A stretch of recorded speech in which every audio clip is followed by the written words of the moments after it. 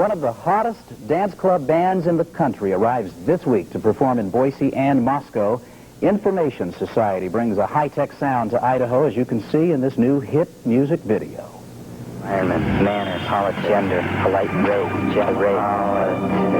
Peace and Love Incorporated, because the truth is available in limited quantity. politics, environment, polite, gender, race. Information Society is James Cassidy, Paul Robb, and Kurt Harland. They project a chic, cutting-edge style. Their new album, Peace and Love Incorporated, reflects the complexities, quandaries, and contradictions of a modern society saturated with media messages.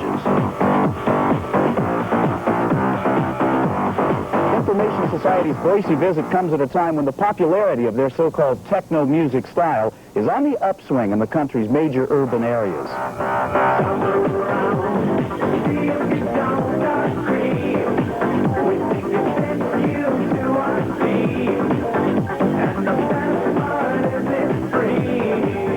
Information Society coming to Boise is a big shot in the arm.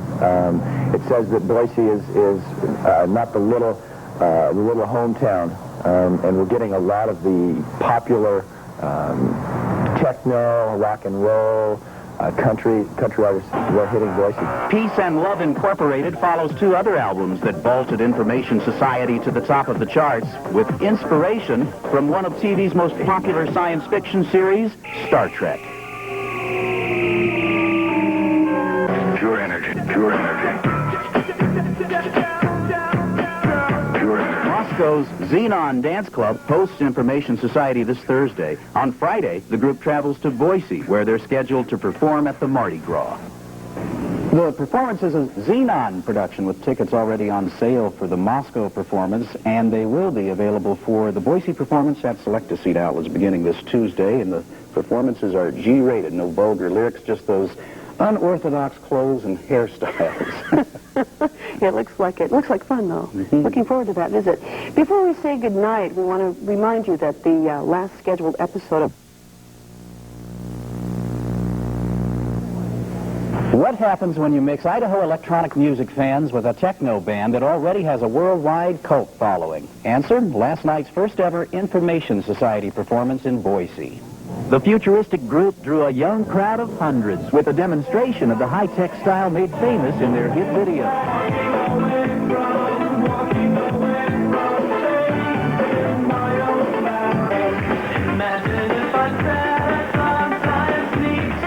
Pure energy. Chief songwriter Paul Robb explains how use of many sound bites from the TV series Star Trek led to the group's early success. We put that sample in there just simply because it fit rhythmically and it sounded kind of cool. Not thinking anything about the words pure energy. We couldn't care less. Permission to use Star Trek material was finally obtained with help from the son of the actor who portrayed Mr. Spock. Little Nemo, his son was actually instrumental because he's a friend of ours who is a power ups thing. He actually pushed it through for us. Adam. Yes.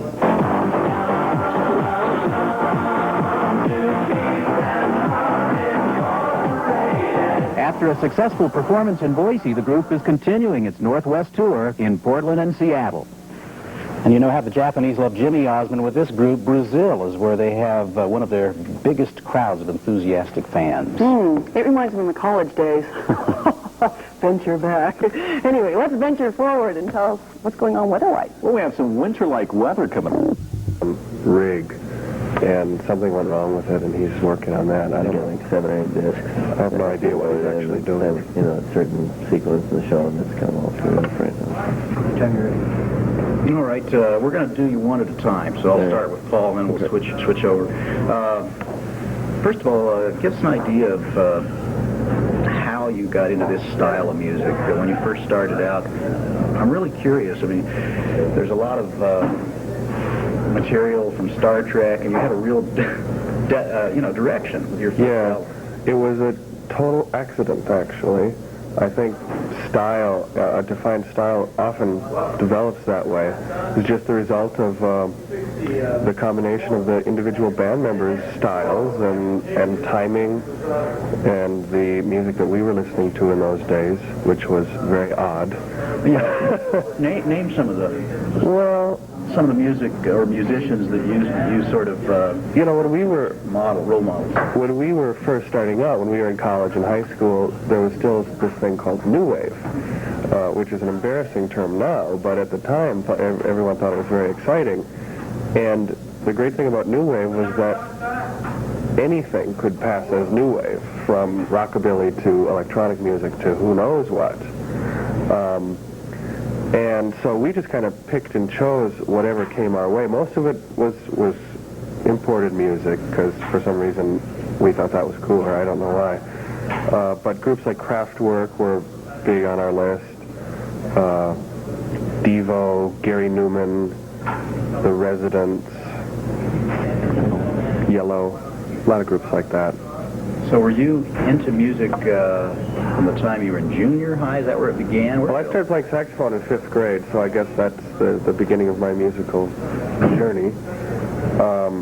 But it wasn't until I was in high school when I sold my saxophone to buy a synthesizer that this kind of electronic music seemed to be a real viable alternative for us.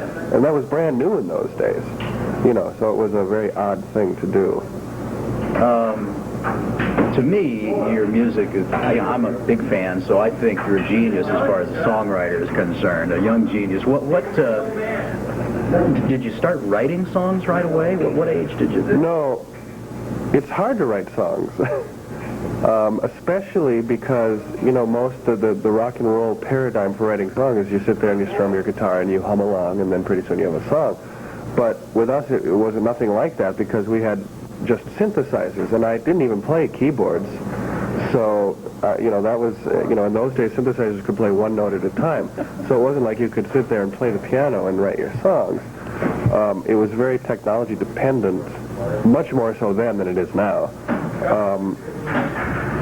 I'd have to say that multi-track tape was indispensable in my learning how to write songs, because I could do one part and then stop and do another part and then stop and do another part.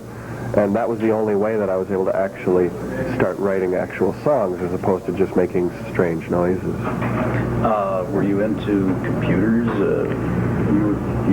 No, we've kind of adopted that stance recently. We were into electronics, not computers per se, because computers weren't really used in music when we started. And we were involved in very long, torturous debates about the soullessness of synthesizers and how electronic music is cold and machine-like. But we use computers to make our music when we're in the studio and when we're on the stage. But that's really the extent of it. Interesting. Okay, I wanted to ask you a few specific questions here. First of all, the songwriting itself, tell us about Pure Energy. Did you know this was going to be such a big hit, or what's on your mind? Well, the Pure Energy sample in What's on Your Mind actually was another just chance occurrence. We put that sample in there just simply because it fit rhythmically and it sounded kind of cool, not thinking anything about the words Pure Energy. We couldn't care less at the time. And I remember our manager's partner at the time was a DJ in New York. And when we first played the song for him, he said, the kids are going to call this Pure Energy. I can tell you that right now. And we had no idea that was really going to be what was the hook of the song. But, and no, of course, we had no idea it was going to be that big. Our goal at that time was to make a song more popular than our previous hit, which was Running, which was just a minor club hit compared to what What's on Your Mind turned out to be. So you were surprised? Yeah. But of course, we felt that we deserved it so richly, so it wasn't too big of a surprise. Okay. Well, the words, here I am in silence, looking around without a clue. It's like, when I listen to those words, it's like tens of thousands of people who have been in dance clubs with a date even, and they're totally alone. I mean, is that what inspired those words? Well, I have to admit that the words to that song were not consciously. Now I can sit down and say, I want to write a song about this, and I can write that song. But in those days, I was lucky to get 2 lines that rhymed. So it wasn't any conscious thing like, oh, I'm going to write a song about the failure of personal communication in the modern age or anything like that. But I'm sure that what I was feeling at the time went into the lyrics, maybe not necessarily consciously, but I'm sure that had something to do with it. The same true with Walking Away? Now that one is more pointed, I think. That one is actually directed at a few people in our lives at that time. Oh, really? Yeah. Can you get into details there? No. Okay. I'll respect that. No, it was people that were in the band, and they were actually who are now married. They met through Information Society, and it was like a bitter breakup. You know, we had members and members and members. When you're just a local band, you go through members like there's no tomorrow. But they decided that they weren't going to be in our group anymore, and so Walking Away was the bitter response to their leaving the group. Okay, and Tomorrow, I'm really curious personally. Well, it seems like such an optimistic song. You know? The chorus of Tomorrow was written by Amanda, actually, and there's a funny story because it was a completely different song. It was just one of her strumming guitar songs, and I heard her singing it, through the door or something, and the next day or the next week or whatever, I had a song that needed a chorus, so I just totally stole her words and put it into my song as the chorus, which made her extremely angry, of course. But that's the origin of the lyrics in that song. Okay. Although I did write the verses to kind of fit into the theme of the chorus. How much tape do we have? 7 minutes right now. Okay. Let's see. Over the Sea. Tell me a little bit about that. I want to know what inspired that. That I cannot answer because Kurt wrote that song. Okay. All right. Running. That was your first hit. Mm-hmm. Big in the clubs. Yeah, that was the hit that was actually the big shock, because the group was actually broken up at the time that I made that record. Jim Cassidy was in Boston, Kurt was somewhere in Europe, and the guy... There was no other people. Yeah, there was no... I mean, the group was me, and then there was this other guy who used to be our sound man, who was singing, and just through some strange sequence of events, we got a bunch of free studio time. So that was one of the songs that we recorded in this free studio time. And it's just, yeah, they liked it, and actually we released it once, and then when we actually heard the records, the vocals were so bad and so out of tune, we had to bring it back and redo it. So the voice on that is not Kurt? No, it is not. That is a little-known fact. Very interesting. I'm learning things all the time. To move on now to other albums, the Hack album, to me, is one of the most interesting things you've done. I don't know how.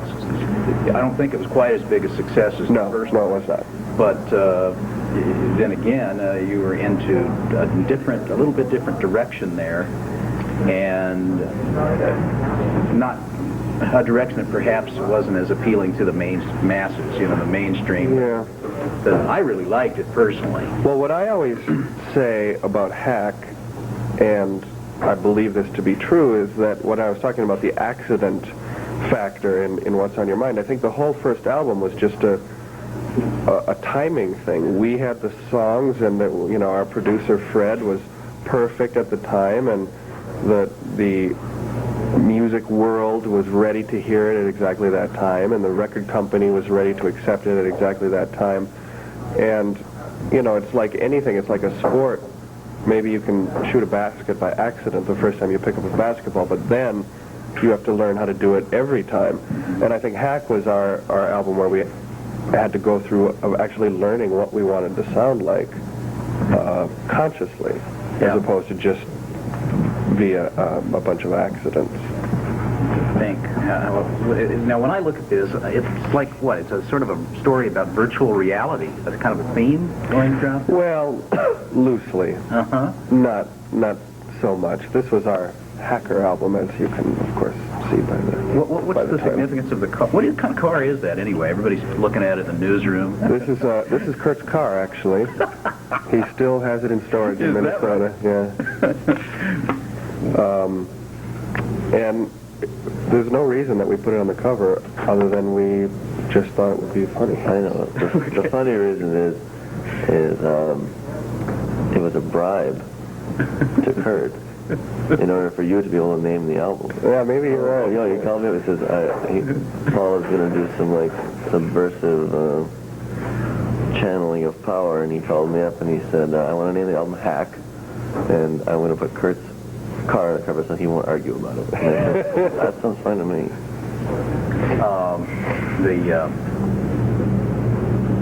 You know those boxes that you're in the video? Mm-hmm. What is that? What's the symbolism behind all of that? Absolutely none. It was just a visual thing. We worked with a director named Peter Hewitt on that one, who later went on to fame and fortune by directing the Bill and Ted movie, Bill and Ted's Excellent Adventure. Darn. But it was actually, that was the only video that we've ever done that had a story to it. Where was that shot? I was partially in L.A., partially in New York. So the build where you're coming out of those buildings? That was New York. Okay. Yeah, that was in Queens. It looks like Tokyo or something. Oh, good, then it worked. All right. Well, I think I'm going to ask you one more question about the newest one, Peace and Love Incorporated. I kind of wrote a line about it. I don't know whether it's true or not, but it seems that there's a lot of subliminal cuts in that video, and it's sort of about all of the messages that people are bombarded with through the media, and True. Sort of like you're pointing to some of the hypocrisy.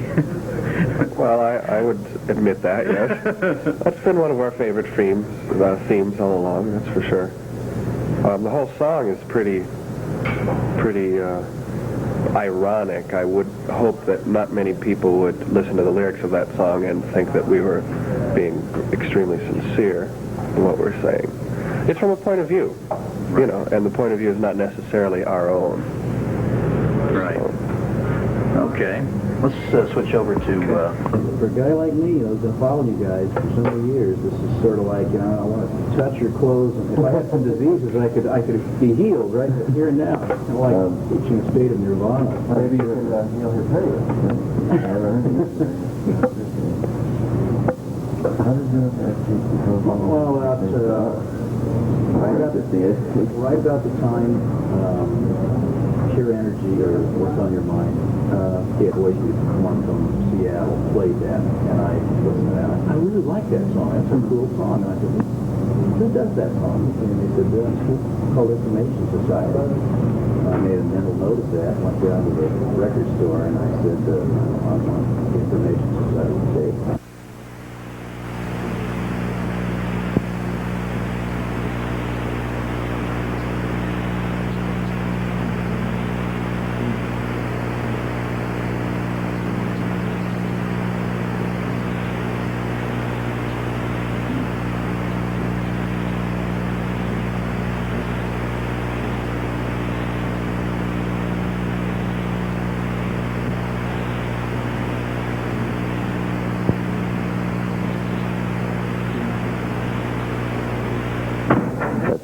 Story in itself, at least on the first album.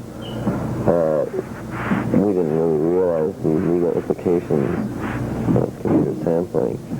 So it actually held up the record for about 6 months after it was completed, because we had to go back and negotiate prices, especially with the people at Paramount for the Star Trek stuff.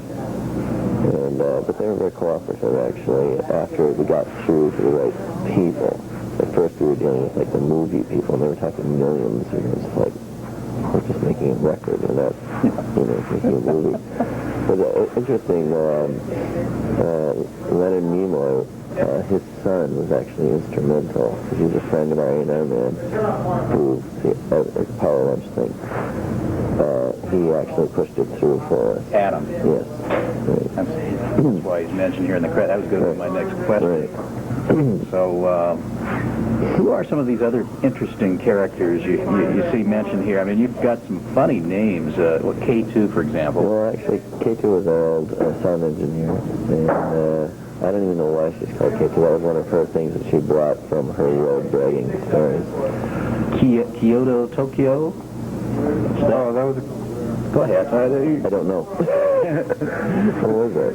Kyoto Tokyo was a company that brought us to Japan for the first time.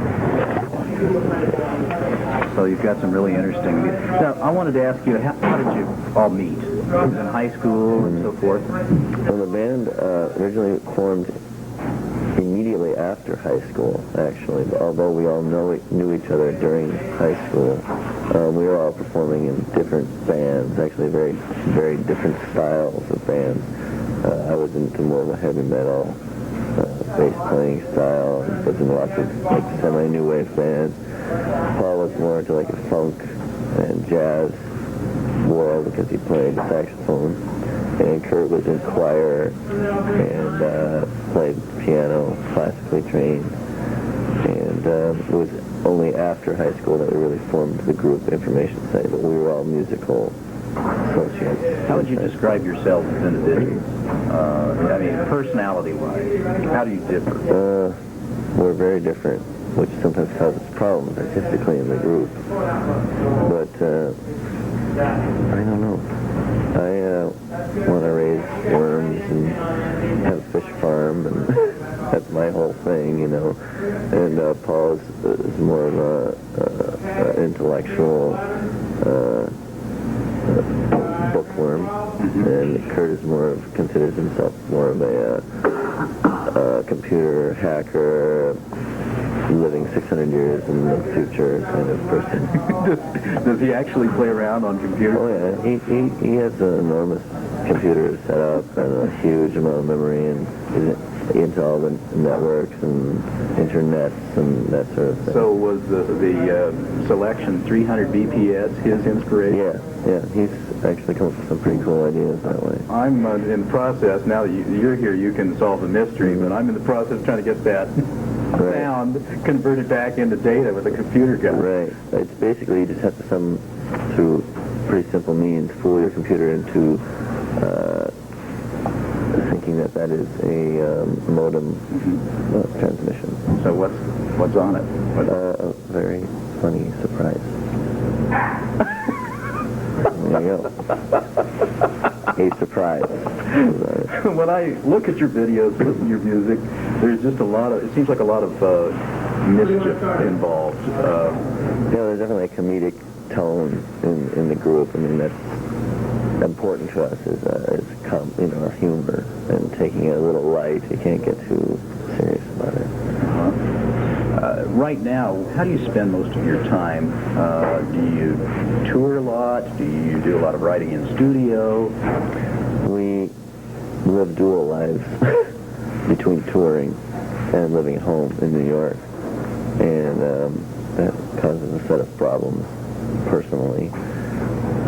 But when we tour, we're sometimes out for 8 to 10 weeks, and then when we come home, we just completely go back to our other lives, and complete with whole sets of other relationships and potential futures and what have you. For now, I'm hoping your answer is yes to this. Do you plan to stay together longer and work on another album? We definitely would like to make another record, and probably will. I don't think the group's going to split up at this point. It may just die. I don't know, Kurt, I think he'll go on no matter what, forever. He's kind of has that spirit about him. Okay, is touring coming to Idaho? What's the significance of how in the world did you happen onto this state? I mean, who knows? A populated place? And I don't know, to be honest with you. We've never played Idaho before, but we're really looking forward to it. We're playing with the club tonight. Mardi Gras. Mardi Gras Ball. And it's supposedly a lot of tickets have been sold, and I don't know if there's even any available, so it's going to be a great show. But, I don't know, we just our booking agent books the tours, and wherever they want us, we'll go. All right. What about out tape, huh? Making pretty good living doing this. I mean, we have to live in New York, right? Yeah, I mean, we live comfortably in New York, which in most